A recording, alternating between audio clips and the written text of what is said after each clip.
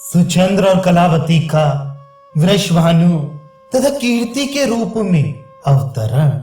श्री गर्ग जी कहते हैं, शौनक राजा बहुलाश्य का हृदय भक्ति भाव से परिपूर्ण था। हरि भक्ति में उनकी अविचल निष्ठा थी। उन्होंने इस प्रसंग को सुनकर ज्ञानियों में श्रेष्ठ एवं महाविलक्षण स्वभाव वाले देवऋषि नारद जी को प्रणाम किया और पुनः पूछा। राजा बहुलाश्य ने कहा, भगवान, आपने अपने आनंदप्रद नित्य वृद्धिशील निर्मल यश से मेरे कुल को पृथ्वी पर अत्यंत विशद उज्जवल बना दिया, क्योंकि श्री कृष्ण भक्तों के क्षण भर के संग से साधारण जन भी सत्पुरुष महात्मा बन जाता है। इस विषय में अधिक कहने से क्या लाभ।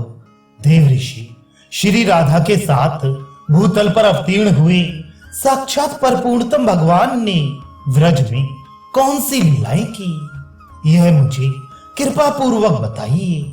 देवऋषि ऋषि ईश्वर, इस कथामृत द्वारा आप त्रिताप दुख से मेरी रक्षा कीजिए।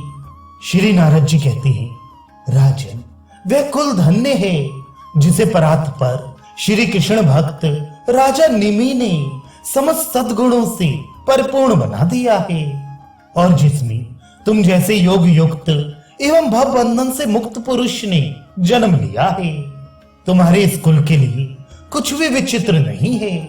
अब तुम उन परम पुरुष भगवान श्री कृष्ण की परम मंगलमयी पवित्र लीला का श्रवण करो।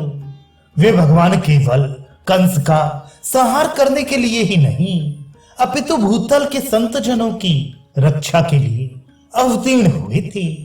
उन्होंने अपनी तेजोमयी पराशक्ति श्री राधा का वृषभानु की पत्नी कीर्ति रानी के गर्भ में प्रवेश कराया। वे श्री राधा कलिंदजा कुलवर्ती निकुंज प्रदेश के एक सुंदर मंदिर में अवतीर्ण हुई। उस समय भाद्रपद का महीना था, शुक्ल पक्ष की अष्टमी तिथि एवं सोम का दिन था। मध्याह्न का समय था और आकाश में बादल छाए हुए थे। देवगण नंदन मन के भव्य प्रसून लेकर भवन पर बरसा रहे थे। उस समय श्री राधिका जी के अवतार धारण करने से नदियों का जल स्वच्छ हो गया। संपूर्ण दिशाएं प्रसन्न निर्मल हो उठी। कमलों की सुगंध से व्याप्त शीतल वायु मंद गति से प्रवाहित हो रही थी। शरद पूर्णिमा के शत चंद्रमाओं से भी अधिक अभिराम कन्या को देखकर गोपी कीर्तिदा आनंद में निमग्न हो गई।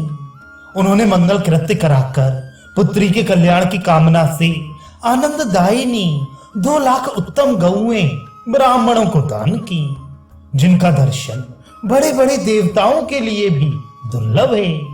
तत्वज्ञ मनुष्य सैकड़ों जन्मों तक तप करने पर भी जिनकी झांकी नहीं पाते, वे श्री राधिका जी जब वृषभानु के यहाँ साकार रूप से प्रकट हुई और गोप ललनाएं जब उनका लालन पालन करने लगी, तब सर्वसाधारण लोग उनका दर्शन करने लगे। स्वर्ण जटित एवं सुंदर रत्नों से खचित चंदन निर्मित तथा रत्न किरण मंडित पालने में सखी जनों द्वारा नित्य झुलाई जाती हुई श्री राधा प्रतिदिन शुक्ल पक्ष के चंद्रमा की कला की भांति बढ़ने लगी। श्री राधा क्या है? रास की रंग स्थली को प्रकाशित करने वाली चंद्रिका, वृषभानु मंदिर की दीपावली, गोलोक चूड़ामणि, श्री कृष्ण के कंठ की हारावली। मैं उन्हीं पराशक्ति का ध्यान करता हुआ भूतल पर विचरता रहता हूँ। राजा बहुलाश्य ने पूछा, मुनि, वृषभानु जी का सौभाग्य अद्भुत है, अवर्णनीय है, क्योंकि उनके यहाँ श्री राधिका जी स्वयं पुत्री रूप से अवतीर्ण हुई। कलावती और सुचंद्र ने पूर्व जन्म में कौन सा पुण्य कर्म किया था, जिसके फलस्वरूप इन्हें यह सौभाग्य प्राप्त हुआ। श्री नारद जी कहते हैं, राजन, राजराजेश्वर महाभाग सुचंद्र राजा निरक के पुत्र थे। परम सुंदर सुचंद्र चक्रवर्ती नरेश थे। उन्हें साक्षात भगवान का अंश माना जाता है। पूर्व काल में अर्यमा प्रवृत्ति पितरों के यहाँ 3 मानसी कन्याएं उत्पन्न हुई थीं। वे सभी परम सुंदरी थीं। उनके नाम थे कलावती, रत्नमाला और मेनका।